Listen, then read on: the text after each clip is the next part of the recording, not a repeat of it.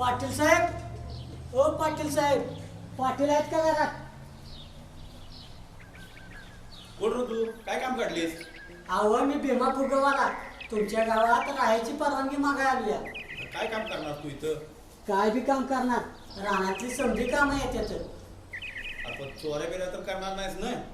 नाहीतर आत्ताच निघायचं बघ. नाही नाही, चोऱ्या बिऱ्या नाही करणार. फावल्या याला तुम्ही फुगं विकणार आहे. दे रे इकडे फुगा.